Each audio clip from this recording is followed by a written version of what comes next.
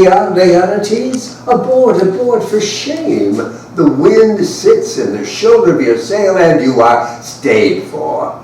There my blessing with thee, and these few precepts in thy memory see thou corrector.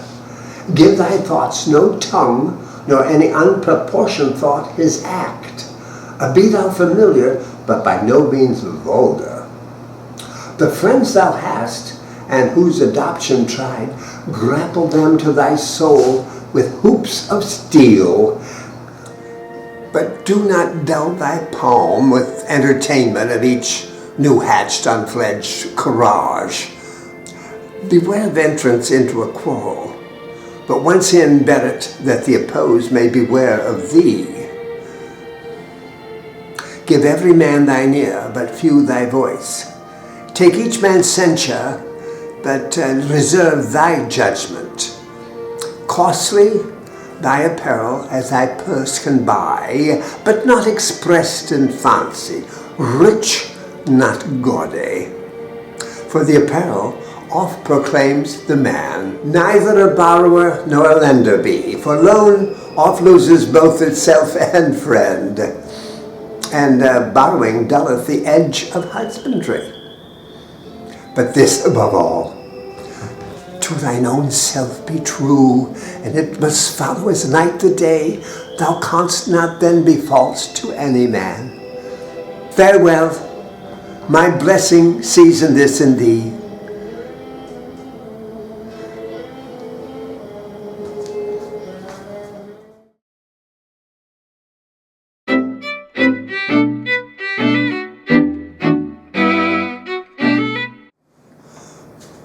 My liege and madam, to expostulate on what majesty is, what duty is, why time is time, day is day, and night is night, were but to waste night, day, and time. Therefore, since brevity is the soul of wit, and tediousness its outward limbs and flourishes, I will be brief. Your noble son is mad. Mad call I it, for to define true madness, what is it but be nothing else but mad, but farewell it. Madam, I use no art at all. That he is mad, 'tis true, 'tis true. 'Tis a pity, but 'tis true. A foolish figure. Mad, let us grant him then.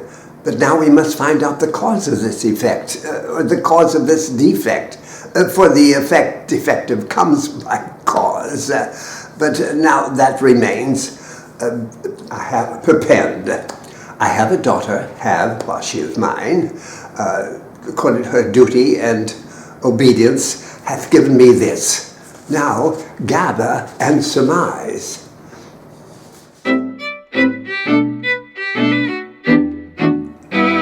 And my young mistress thus I did bespeak. Lord Hamlet is a prince, out of thy star, this must not be. And then these precepts I gave her, that she should lock herself from his resort, admit no messengers, accept no tokens. And this done, she took the fruits of my advice, and he, repelled, a short tale to make, fell into a sadness, thence into a fast, thence into a weakness, and then into a watch, and then into a lightness, and by this declension into the madness wherein now he raves, and all we mourn for. Take this from this, if this be otherwise.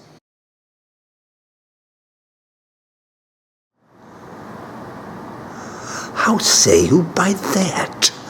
Still harping on my daughter.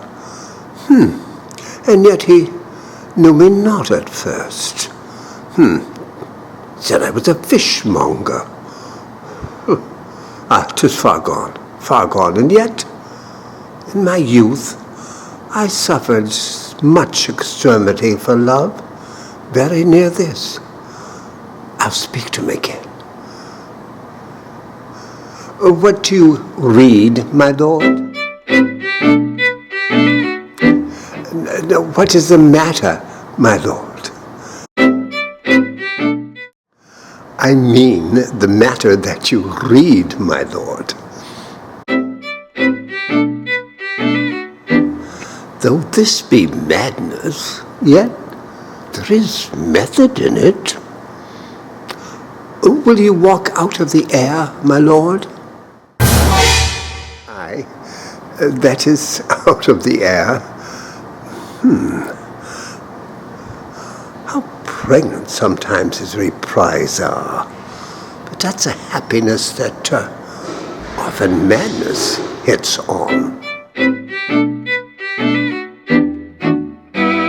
The actors are come hither, my lord, and the best actors in the world, either for tragedy, comedy, history, or pastoral. Tragical historical, tragical comical, tragical historical comical pastoral. Seneca cannot be too heavy or Plautus too light.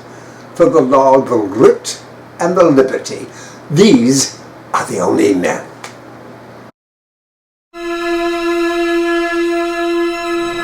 Tell Lord Hamlet his pranks have been too broad to bear. I'll silence me in here, and you pray you be round with him.